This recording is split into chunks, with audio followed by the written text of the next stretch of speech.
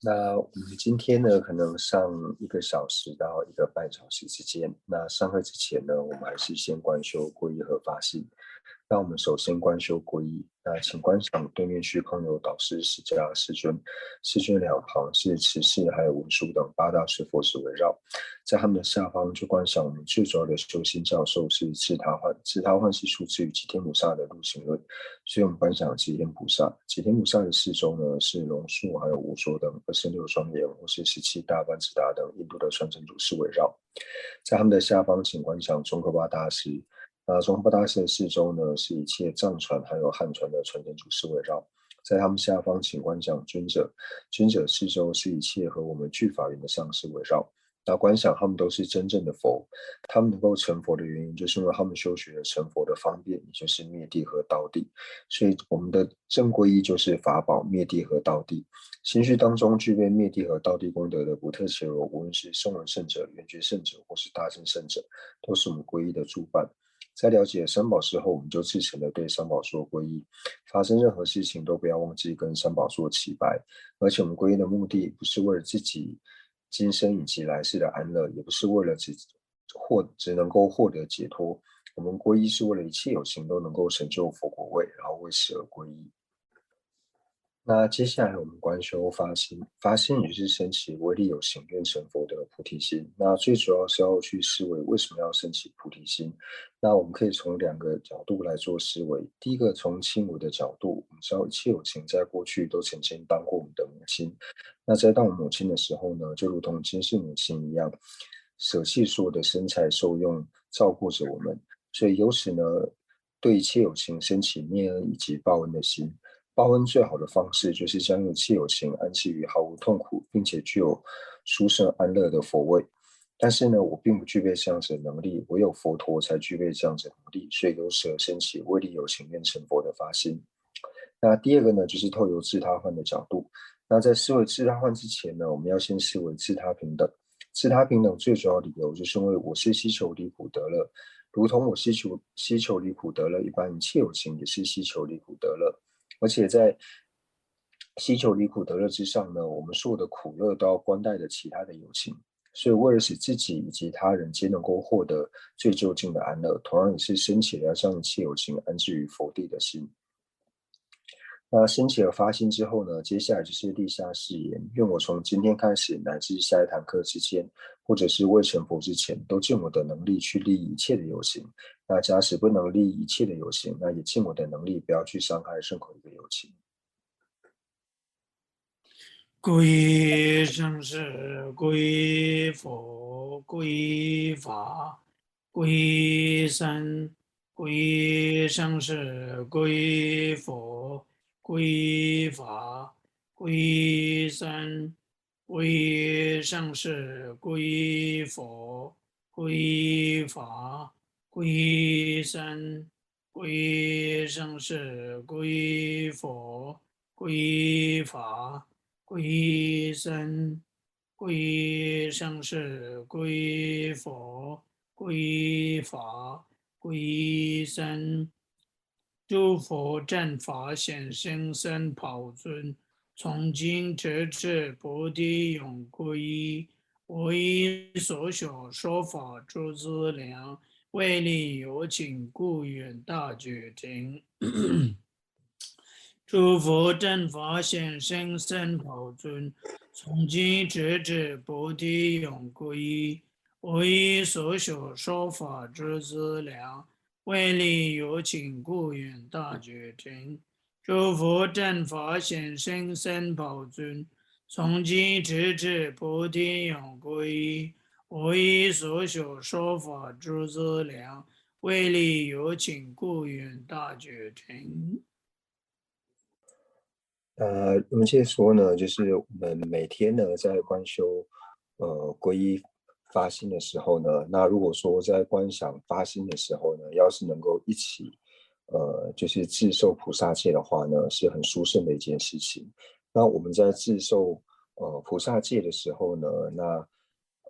虽然说在菩萨地论里面，它有很广的这个内容讲述菩萨戒，就是如何受菩萨戒的这个呃寄送。但是呢，对我们来说呢，最方便呢就是透有这个陆行论，就是透有陆行论的这个寄送呢，然后来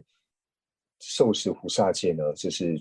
对我们来说是最方便的。因为在陆行论的这寄送里面呢，它的意思呢非常的甚深，但是呢，它写起来就是文句呢又不多，然后呢我们又容易了解。那当然说，一般要是我们能够在殊胜处，就是比较殊胜的地方呢，有加持的地方受菩萨戒，那当然是最好。那不行的话，就是我们一般配合着念诵皈依发心的时候呢，可以自受菩萨戒。那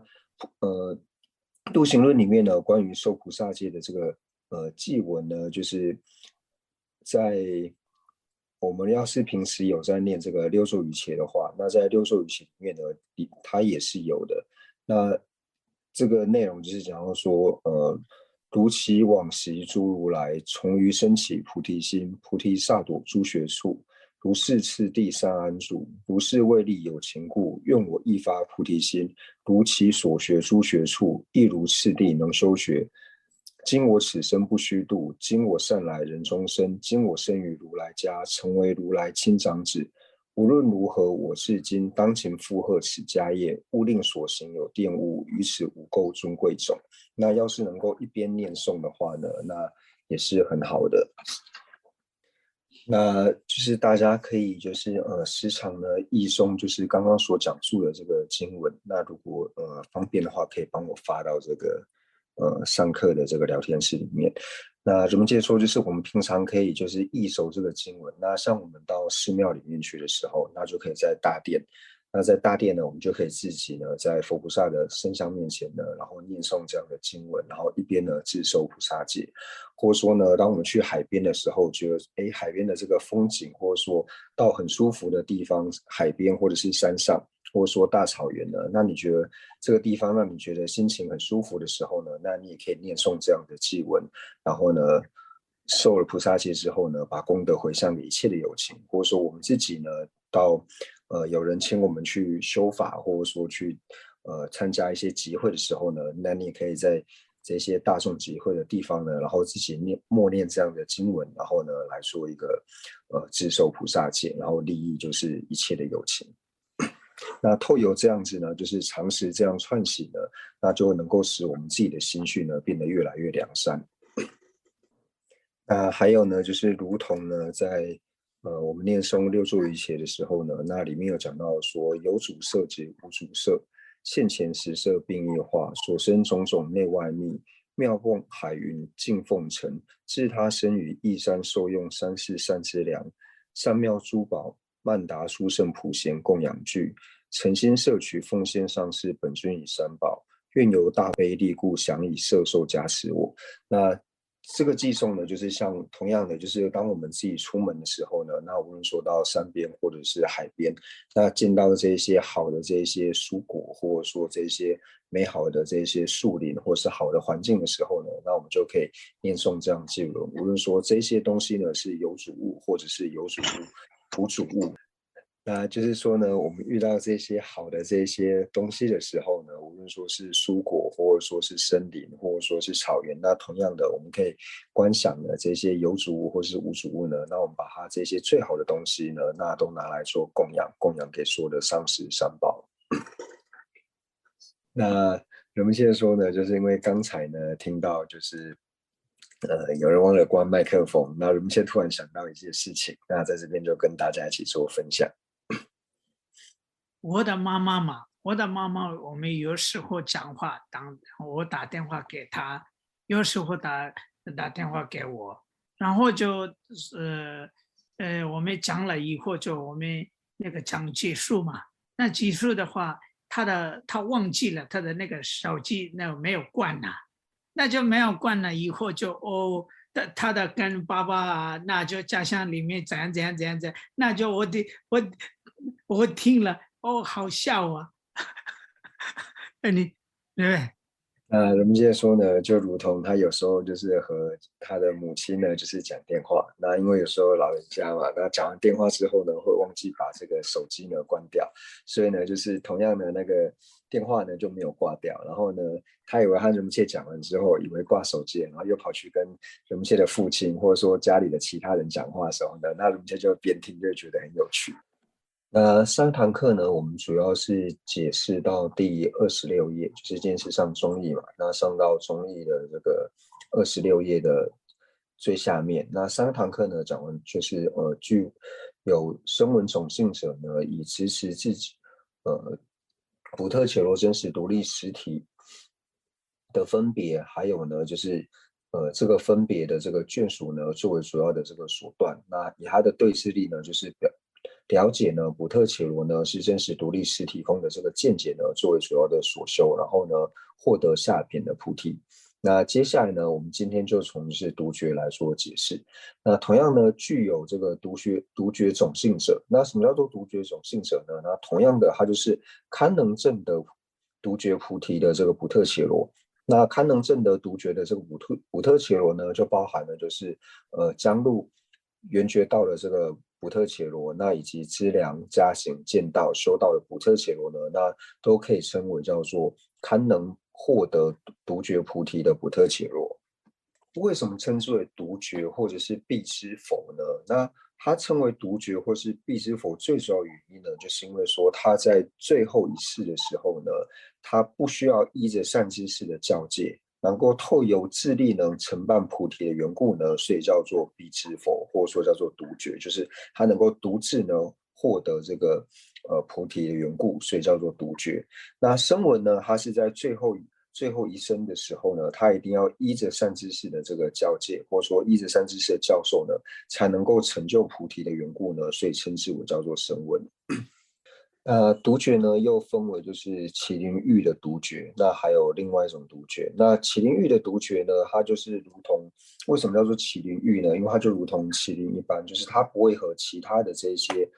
独觉呢在一起，它就是指自己一个人，然后自己一个人追求解脱，自己一个人追求他的菩提，所以叫做独觉喻的麒麟喻的这个独觉。那另外一种独觉呢，它就是如同就是僧众一般，也是就是会大家呢聚集在一起修学，所以独觉呢也是分为两种。那我们前面呢就是有讲述到说呢，就是声闻呢，他要证得声闻的菩提的时候呢，那他最主要的这个手段呢，就是支持呢普特伽罗真实独立实体有的这个分别。那这个支持的这个分别呢，是声闻最主要的这个手段。为什么呢？因为要成就呢声闻的这个阿罗汉果位的时候呢，或是成就声闻菩提的时候呢，这种支持普特伽罗真实独立实体有的这个分别之呢，是一定要断除的。那如同于此呢，就我们讲到说，就是独觉种性者呢，那无论说是像刚才所讲的这个麒麟喻独觉，或者是步行独觉呢，那他要获得声闻，也就是他要获得独觉的果位之前呢，那同样呢，他所要主要的一个手段呢，就是支持呢涉及直摄之量呢，直相异的这个分别呢，是他主要的这个手段。他如果想要获得独觉菩提的话呢，对于这样子的分别之呢，直取摄和直摄之量呢，直异的这个分别呢，是他一定要断除的。其实呢，这个是可以理解的，就如同呢，我们在每天呢获得我们所想要的安乐，或者说我们无论是追求我们人生的安乐，或者说我追求今生的安乐的时，今天的这个安乐的时候呢，我们在追求安乐的时候，你想要获得安乐的时候呢，一定会遇到这种困难。那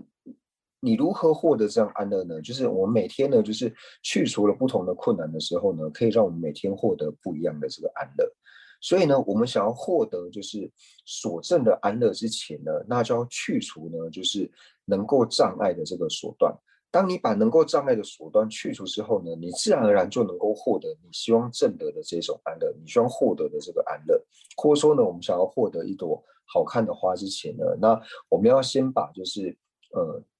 地上这个肮脏的地呢，就是种花的这个地呢，能够清干净，然后给它就是干净的肥料、干净的水。那透过这种方式去栽培之后呢，自然能够种出一朵好看的这个花。所以这个道理呢，是可以运用在无论说我们希求的这个所证也好，或者说对于我们一天的生活，或者说我们人生的生活也好，那这个无论是人或者是畜生呢，或者说任何有情呢，都是一样的。我们想要承办任何事之前呢，你一定是要把你承办这件事情的障碍给去除之后呢，你才能够获得你想要承办的安乐，或者说你想要承办的这个果位。所以同样的呢，当我们所获得的所证呢是声闻的或者是独觉的菩提之前呢，那你要获得这样子的所证，声闻或是独觉的菩提，那你就要去断除呢障碍你获得声闻以及独觉菩提的这个所断，你要先能够断除。那这样子的所断呢，就是对于人我，就是像是人我执以及法我执这样子的分别。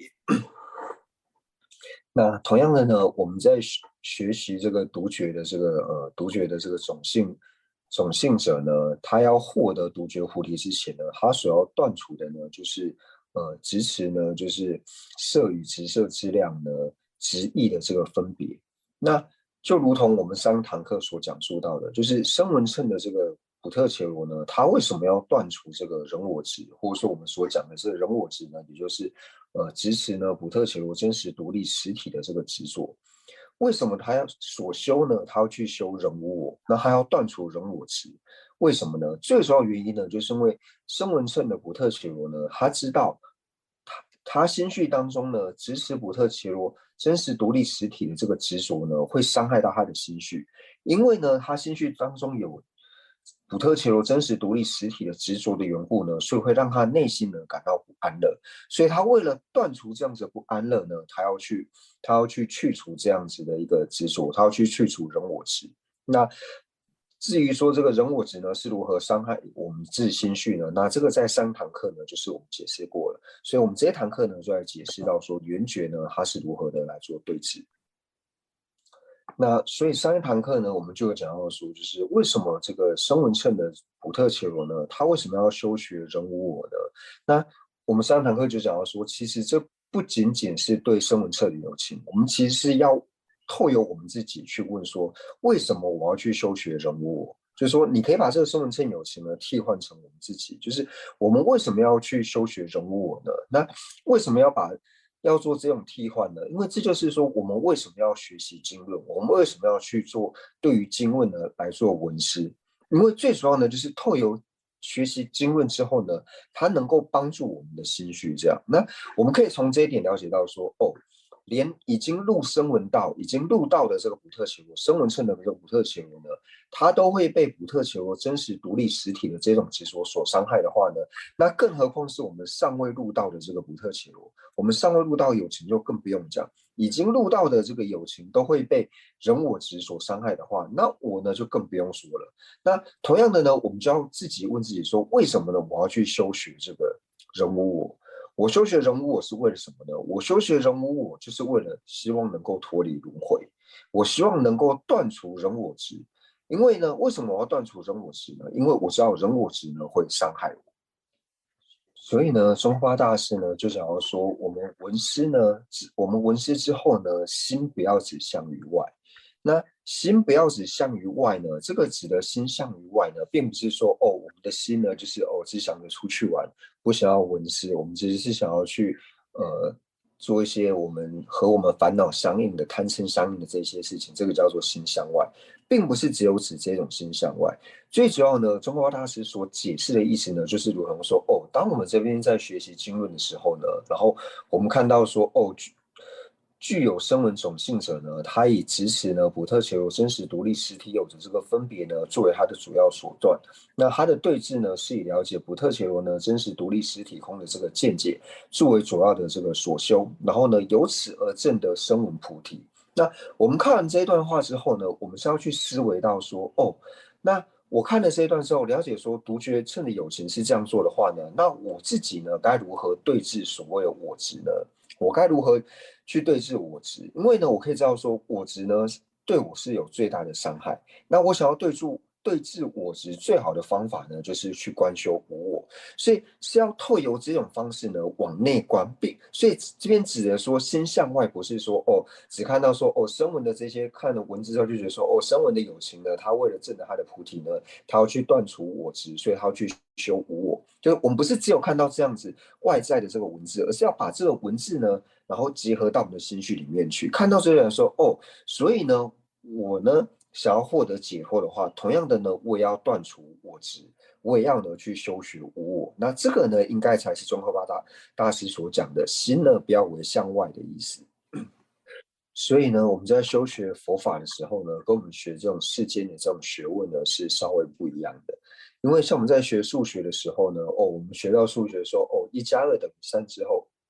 你并没有办法把这个1+2等于3呢，来和你的心绪呢来做结合嘛，这是没有办法做结合的。但是呢，修学佛法呢是不一样的我们在修学佛法的时候呢，了解到说声闻乘的行者呢，他为什么要对治我执呢？因为他是要说我执呢是会伤害他的心绪，所以透过这段文字呢，我们就可以思维到说，我执既然会伤害到声闻乘有情的这个心绪的话呢，那同样的我执它也会伤害到我的心绪，所以我该如何的来对治我执呢？那这样子呢，结合心绪的学习呢，才是正确的学习方法。所以了解这一点之后呢，我们再看到说声闻的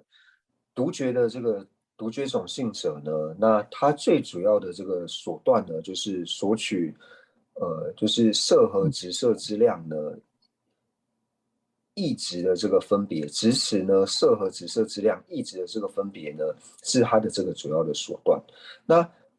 我们就要去思维到说，那为什么呢？独觉的不是独觉，对，独觉的这个普特伽罗呢，它为什么要断除呢？就是直持呢色和直色之量异质的这个分别呢？因为呢，就是因为直持色和直色之量异质的这个分别呢，以它作为根本。以它为根本之后呢，升起了种种的这个烦恼的缘故，所有的烦恼呢都是由此而生。所以，独觉乘的普特伽罗呢，为了获得自己的这个果位的时候呢，他一定要断除直持呢色和直色之量呢是异质的这个分别。那要断除这样子的分别呢，最好的方式是什么呢？就是去修学呢和直持色和直色之量异质的分别呢，和它所执相违的这个直持无我的这个见解，或者说呢，我们想要说就是直持呢色和直色之量呢，一直空的这个无我的这个见解呢，透有修学这样子的无我见呢，才能够去对治这样子的烦恼。那虽然呢，在这里是讲到说呢，就是直持呢，就是色和直色之量呢，一直的这个分别。那虽然说我们这边所讲就是直持呢，色和直色之量一直的这个分别呢，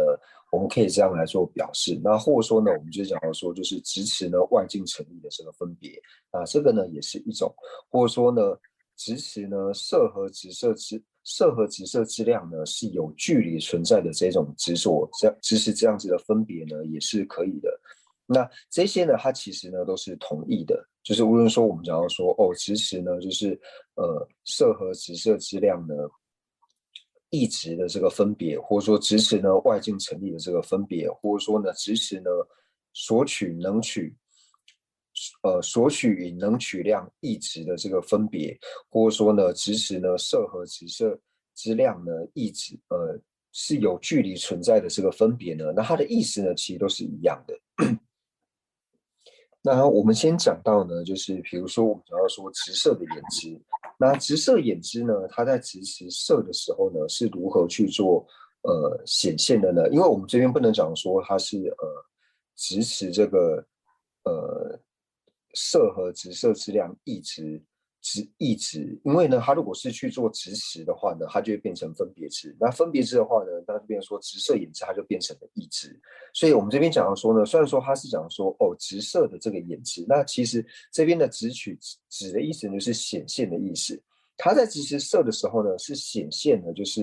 呃直色的这个眼知，还有色呢，二者呢是有距离的这个存在，或者说我们讲的就是它是外境成立的。那什么叫做外境成立呢？就是它在显现色的时候呢，它所显现的色呢，它会显现出色呢，它是完全不需要观待的直色眼知，是从境那一方而成立的。这种显现的方式呢，就是我们眼知呢在直持呢色和直色之量呢，它是直译的这种显现方式。所以呢，我们在讲到说，就是直色眼知呢，它在显现色的时候呢，它是显现呢色呢，它是外境成立的。为什么呢？因为它显现色的时候呢，它并不会显现色呢是观待的直色眼知的这个同一个习气呢所生的，它并不会去支持说色呢是和直色眼知呢，它们是同一个习气所生。那因为不会有这样子支持的时候呢，他自然会认为说。它所显现的这个色呢，它会显现出这个色呢是不需要观待的眼知，自然是不需要观待眼知呢，就表示说它是由静那一方呢成立的，它是由静那一方成立的时候呢，那这个时候我们就可以去观察说，我在执持色的时候呢是如何去做执持。我们内心呢就是可以用一分去做观察，会发现说我们的眼知呢在执持色的时候呢，你会发现我们色呢。直色的这个眼知在显现色的时候呢，因为你认为说它是不需要观待的这个直色眼知，不需要观待的直色眼知的习气所生的缘故，我们会显现呢这个色是由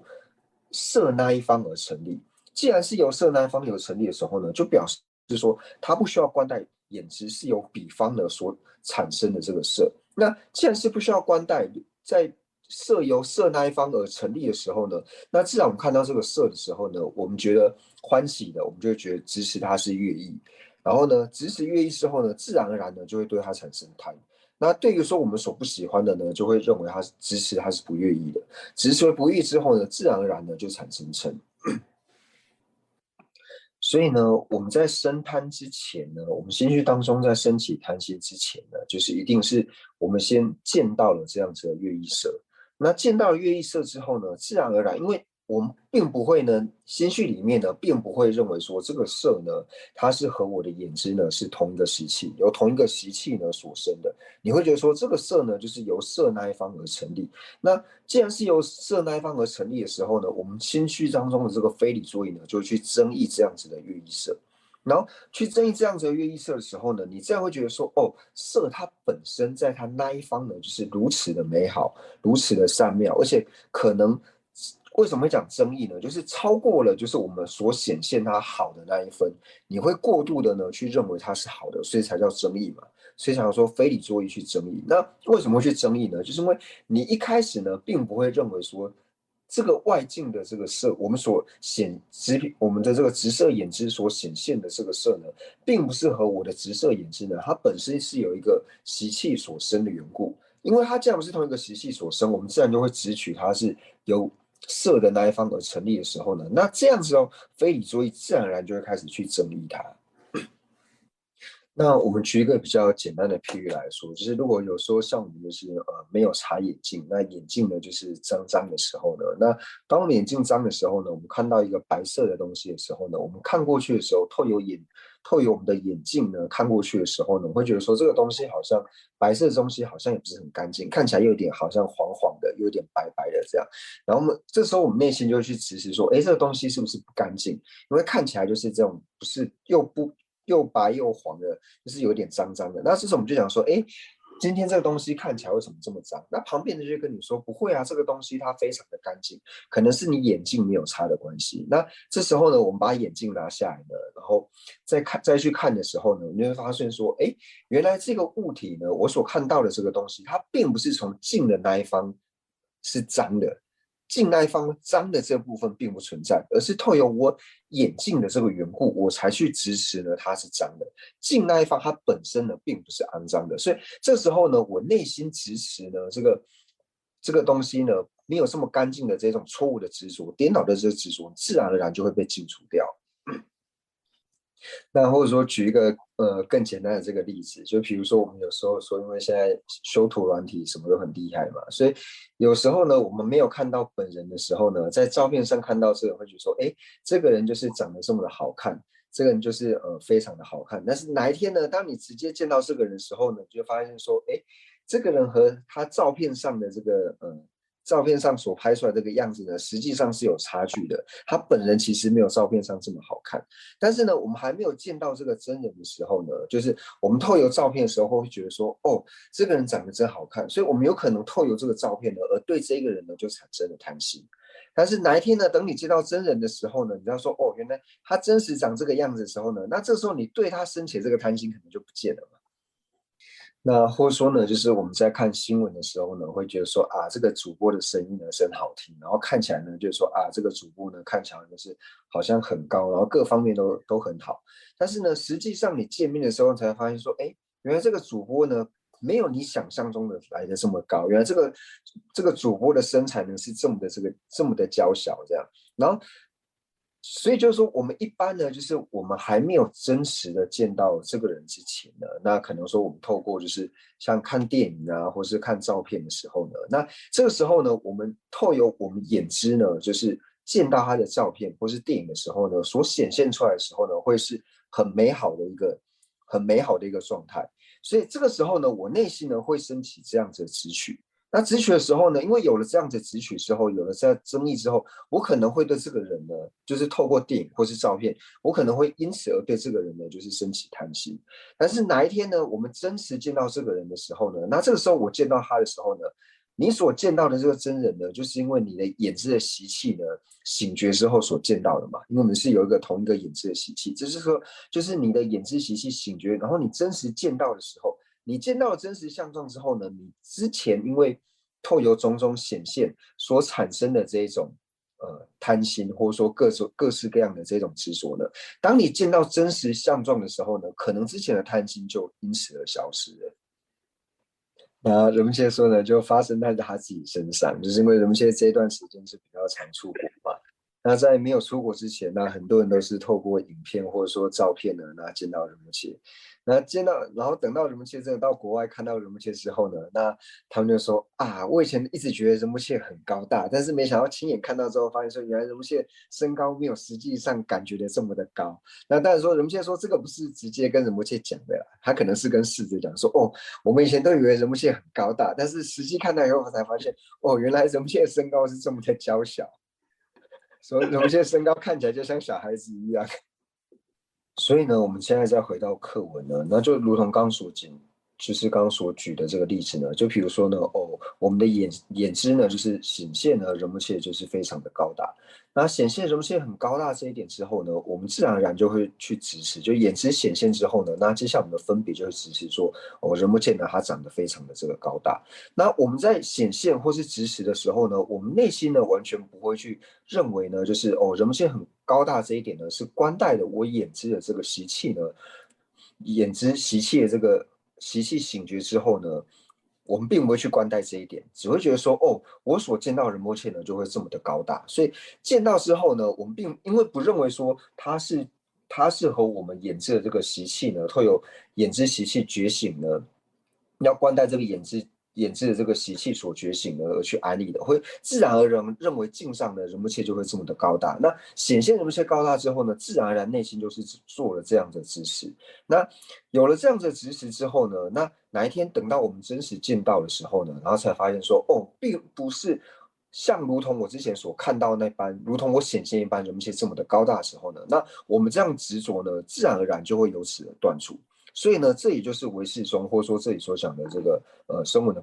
独觉的普特求我一样。因为呢，唯识中认为说，我们眼知呢在显现的时候呢，就是直接显现的镜呢是镜上成立的，它是不需要关带的这个眼知的习气，它是由眼知在显现的时候，它显现呢就是显现镜呢是由镜那一方成立，因为显现镜那一方成立之后呢，自然而然我们就升起了这样子的执着。那有了这样子的执着之后呢，我们自然而然就去执持说，哦，这个外境呢，就是如同我们显现一般的真实的，就是由境那一方而成立。但是呢，等到哪一天呢，他了解到说，哦，外境呢是并不外境呢是不成立的。为什么外境不成立呢？因为呢，这一切呢都是观待的眼知的习气，就是由眼知习气醒觉而产生的缘故的时候呢，那这个时候我们对于外境成立这样的执着，自然而然就能够断除。人们先是认为说，就是唯识中所讲的一些见解呢，就是他觉得和他内心是蛮契合的。就是一般我们在讲说唯识中呢，比如说以同一个人来说，那同一个人呢，他对于说三个不同的友情，就是亲仇中庸这三种不同的友情呢，他在支持的时候呢，他是如何去支持的呢？就是一开始呢，他在支持这个境的时候呢，一定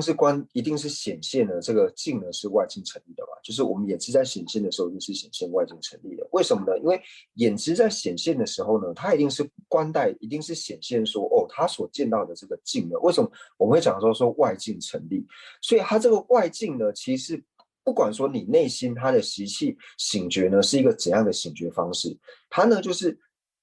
认为，就是它在显现的时候呢，它就会显现这个境呢是不需要观待眼知的习气醒觉，不需要观待这个阿赖耶识的这个习气，而是呢由境上成立的缘故呢，所以它会只是说眼知所显现的呢是显现外境成立，就是它完全不需要观待的我们的习气也好，说是观待的眼知也好，就是境呢它本身由外在由外面能够成立的缘故呢，所以它是显现外境成立。所以呢，无着菩萨呢，在《摄大乘论》里面呢，就举一个例子来说呢，就是说我们讲说，比如说干净的这个一碗水，那干净的这个水呢，就是我们讲的湿且润泽的这个水。那一碗干净的这个水呢，那三种不同的这个有情，像以天道的有情，还有人道有情，还有恶鬼道有情呢，在显现的时候呢，天道有情它所显现虽然说是同一碗水，但是天道有情它所显现的呢就是甘露，人道有情呢所显现的呢就是一碗清净的水。那恶鬼道有情呢，它所显现的呢就是脓血。那他们三者在显现的时候呢，为什么会显现出三种不同的东西呢？最主要就是因为说，是由各个的业习气醒觉的缘故。恶鬼由恶鬼它的业习气醒觉呢，所以他见到的呢是脓血。那人道的呢，因为有人的这个业习气醒觉缘故呢，他所看到的是水。那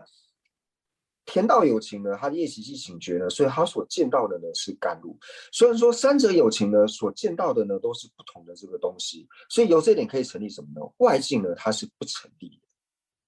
那对我们来说呢，我们最容易理解的呢，就比如说，哦，小华呢，他是我的一个朋友，那小明呢是我的朋友，那小华呢，他和我并不是一个好朋友，所以小明呢，他看到我的时候呢，他就觉得说，哦，我是乐意的，我是一个好人。那小华呢，他看到我的时候呢，他就觉得说，哦，我是一个坏人，我是一个非乐意境，我是一个坏人。但是我们知道说呢，乐意和不乐意呢，这两者是相违的，它不可能是在同一个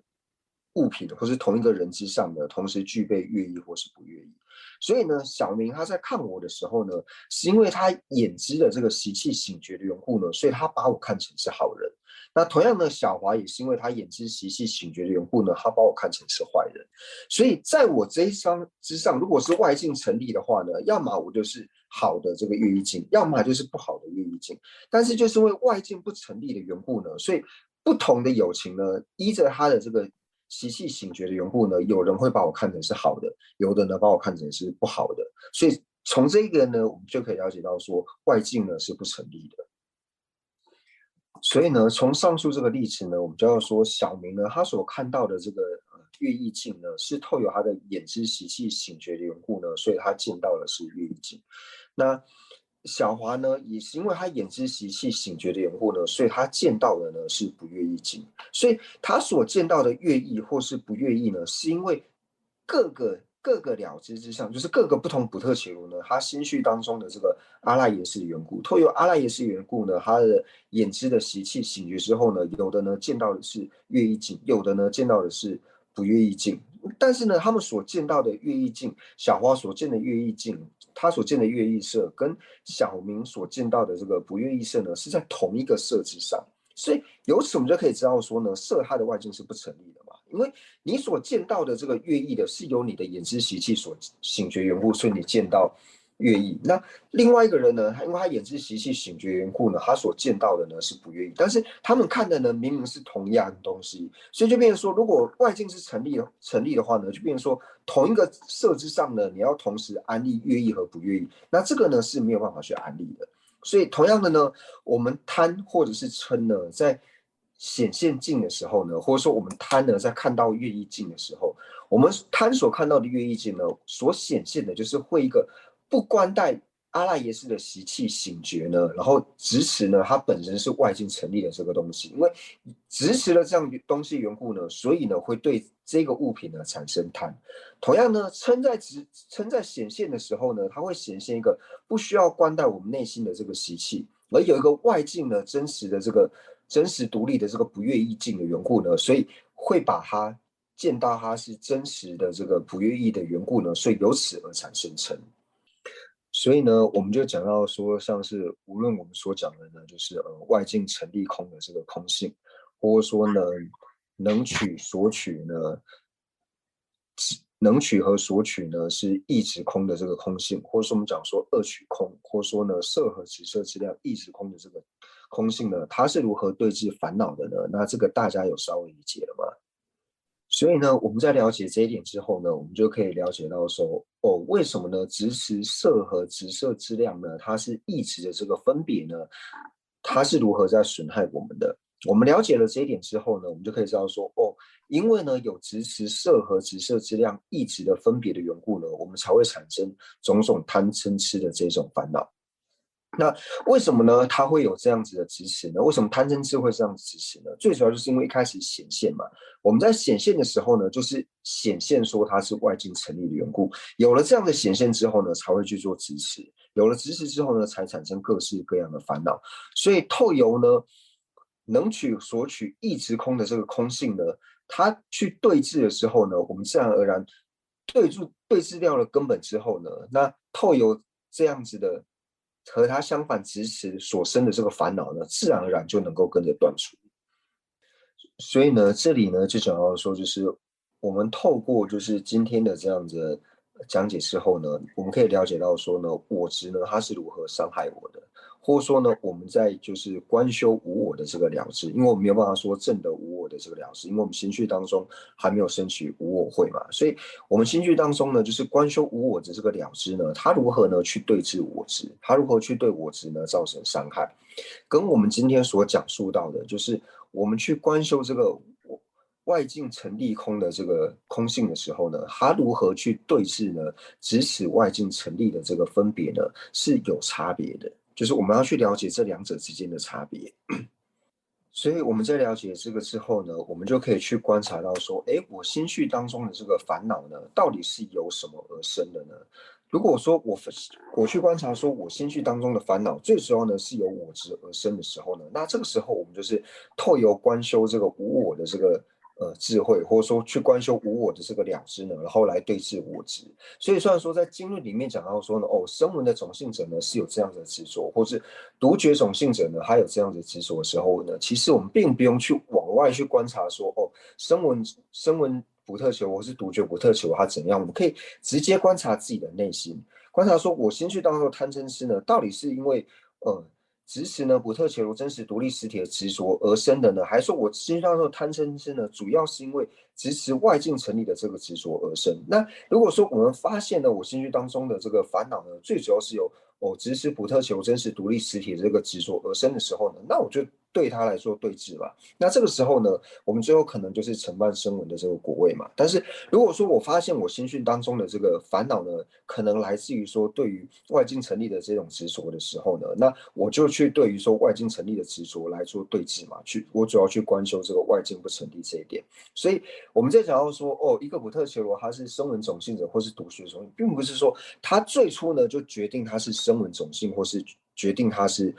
缘觉种性，并不是这个样子。最主要是看说我们心绪当中烦恼呢，最主要是由什么样的原因而生的时候呢，那我们再去做对治。所以呢，就是我们在讲述到说，哦，声闻或是独觉的时候呢，他并不是说，哦，他所穿的衣服啊不一样的缘故，我们去安一个声闻或是缘觉。最主要呢，就是说他对于心绪当中的这个烦恼呢，他是以哪一种方式呢去做对治的？如果说我们自己发现说，哦，观修无我呢，好像对我比较有帮助的时候呢，那我们当然就是透由观修无我呢，对于说我去对治烦恼比较有利的话呢，那我们就去观修无我。或者说呢，我认为呢，观修这个外境成立空，或是我去观修二取空的时候呢，对于我对治烦恼比较有利的时候呢，那我就去观修这个二取空。所以呢，我们就讲到说，无我呢，还有说外境不成立呢，就是它两者最主要的差别在哪里呢？观修无我，就是我们一般在透由我执呢去升起烦恼的时候呢，它最主要所执取的呢，就是有一个不关待运体的我。不关待运体真实独立的这个我呢，作为最主要的这个依据，就是你所支持的最主要是以我作为支持，你所支持一个不关待运体的我，透由此呢而产生各种的这个烦恼。然后你要对峙这样子的烦恼的时候呢，那就是透有观修无我。那外境不成立，它所对峙的呢，就像是说，哦，我们最主要所显现的，就是一个眼知呢，我眼知所显现的这个外境呢，它呢是不需要观待的，就是眼知的习气，而是外境呢，它本身就能够成立的这一点。所以这两者最大的差异呢，就在于说我执呢，它所显现的呢，就是一个不观待运体的我，然后有一个独立实体的这种我呢，最主要这个是我执所显现的。那支持外境成立的这种显现的方式呢，就是它会支持呢，就是我心绪当中的这个了知呢，它所显现的这个境呢，显现出来这个境好像是不需要关待我的内心，是境那一分呢本身能够成立的。但是我执所支持就跟境没有什么关系了，就是比较像是就是它所支持就是一个我嘛，一个不需要关待运体的我。所以我们一开始对初学者来说呢，就是透由这种方式呢，去辨明说，哦，我心绪当中的到底是我执比较强烈，或者说呢，支持外境成立的执着比较强烈，就是可以透过这种方式呢，然后来证明。所以，对于我们就是现在要是能够清楚了解唯识宗的时候呢，那对于说我们之后去理解中观宗呢是有很大的帮助。因为中观宗所讲的一个所破里面呢，其实他所讲的所破就是唯识宗现在所讲的有一分呢，其实是含摄在中观宗的见解当中的。那这个我们之后再来做解释。所以呢，就是虽然说，第27页一开始呢，就要说，哦，具有这个独觉种性质者呢，他以色还有直色之量意志的这分别呢，作为他主要的这个手段。那能够对治这样子的烦恼呢，最主要就是了解呢，就是了解二取空的这个见解，然后作为他的主要的这个所修，然后所证得的呢是中品菩提。那中品菩提所讲的呢，就是独觉的这个菩提。那虽然说文字上是这样，那如果说我们结合心绪呢，就像刚才所讲述的这种方式呢，来结合我们的自相续。那这边呢，就想请示仁波切，就是刚才所讲述的呢，就是比如说色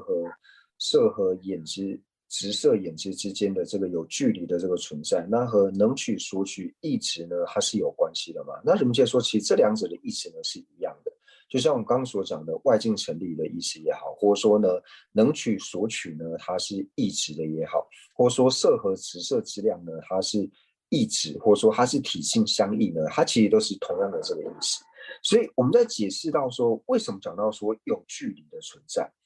其实有距离的意思呢，就是刚刚我们所讲的色和直色之量呢，它为什么是异质的呢？它是异质的缘故，就是直相异。为什么它是直相异？你会讲到说直相异，就表示说他们两个呢，并不是由同一个习气醒觉而生的，就是好像直色眼知有直色眼知的习气，那色呢有产生色的习气，这两个是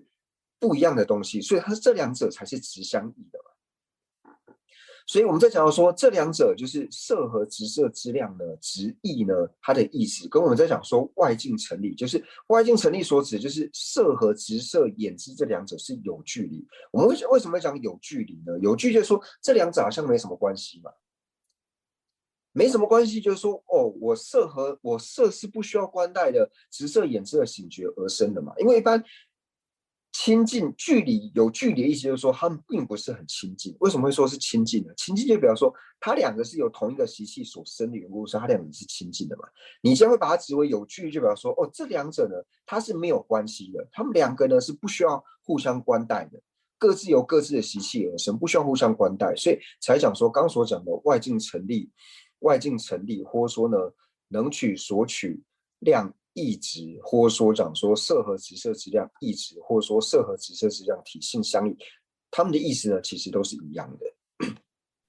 那用口语来表达的时候呢，就比如说，哦，我们以前有个很好的朋友，那走到哪里呢都是形影不离，就是走到哪里都会在一起。然后后来可能为某件事情吵架的时候呢，那别人看到就说，哎，你跟他不是很好，你们两个以前不是都腻在一起很亲近吗？为什么现在感觉好像你们两个越离越远？我们会讲说越离越远嘛，越离越远就想说，那我会说啊，主要是他的缘故，因为他我们两个才会变得越来越远，这就是距离变得就像说我们两个变得没什么关系了。或者说我们自己也会跟朋友说，哎，你不要这样子说，你再这样说下去，我们两个搞不好距离会越来越远，我们也会这样去做表达嘛。所以呢，我们这里要说色和直色眼知是有距离的存在呢，就比方说这种表达方式，比方说哦，我并不会显现它两者呢是有一个很亲密的由同一个时期所生，好像这两者呢是没什么关联的缘故呢，所以才讲到说是有距离的存在。第二个问题呢，想请问仁波切，就是对我而言呢，外境的好或坏好像是任运而生的，那这个该有怎样的方式呢去做对治？那仁波切就回答到说，那这个就如同刚刚所讲述到的，就是这时候我们就要去观察，我所认为好，我所显现好的话呢，那它是否如同我显现一般呢？它就是这么的好。这时候呢，你就可以去找一个就是不喜欢他的人嘛，你就问他说：“哎，这个人怎样？”他一定跟你讲说这个人有多不好，他只会讲说这个人不好，他不会跟你讲有任何关于这个好的一点好的地方，他都不会跟你讲。所以这就显现是什么？就是表示说我们所显现的方式是不一样的嘛。所以你这个就可以了解到说，所以显现呢，并不是进那一方呢是好或者是坏，最主要还是由我的观待我心绪当中的这个习气醒觉而生的嘛，所以我们可以从这个角度呢来做观察，那就可以结合刚刚所讲的，就是天人的恶鬼看同一碗水呢，然后会有不同的这个显现方式。那接下来想请问仁波切，就是唯识派呢认为直凭眼知的所缘缘呢是什么？那仁波切就回答到说，直凭眼知的所缘缘呢，就是能生直凭眼知之前的这个习气，在能生直凭眼知之前呢，那还有一个这个它的等无间缘之上的这个习气，因为它是习气的缘故，所以它并不是色嘛。那第二个问题呢，就是想请问，就是唯识中它不承许根对境产生事吗？那一般就是我们讲到说，就是根境事三者合合嘛。那唯识中呢，承许呢就是根境事三者合合，但是唯识中呢并不承许说呢，就是跟近视呢，就是三者是有这个时间上的这个，就是产生的时候是有一个先后的这个次序。当然说先有根这个是可以承许，但是近跟视呢是同时产生的。就是最后一个问题呢，就是这里有距离的存在的距离，是不是说空间的这个距离？那人们先说，其实一般我们在讲说有距离存在，它指的就是说，这一点到那一点当中的距离嘛，就是眼知和色之间它是有一个距离的，就是可以理解为这个意思。那因为人们现在他等一下，就是他刚已经跟人家就是之前约好时间，那现在已经超过半个小时了，所以我们就先做回向。那大家就请念诵这个回向文，跟人们一起念这个回向文。那是让别把我觉得看不当共度上波的有莫文殊如是两书法，大恨普贤菩萨亦如是，未能随从彼等清净学，我将此等善根皆回向。三是一切善事圣者众所作任何殊胜诸回向，我愿将此一切众善根未行普贤善行皆回向。所有礼善供养佛如来，请佛久住世间转法轮，随喜忏悔等诸妙善根，回向一切遍知佛道，愿此学领环绕国土中一切利益安乐根源处，观音自在天津讲授尊，入间处之事善有尽，知亲显密教法册，善知闻声顶上言，智慧离上事业缘，众生导师愿久住，希愿至尊上师及长寿，尽善事业广传十方界，显慧教法名得十三地，消除有情黑暗常安住，总之愿令善世间欢喜，并以获得佛意之广闻，如来圣教遍扬于十方，修行所作妙善皆究竟，吉祥上师愿长寿，偏虚空解生善乐，是他精髓而极之，快速成就佛果地，父母有情居安乐，一切恶趣恒时空，菩萨愿谁处何处，彼等心愿皆成办，乃至有虚空以及众生住，愿无诸世间尽除众生苦。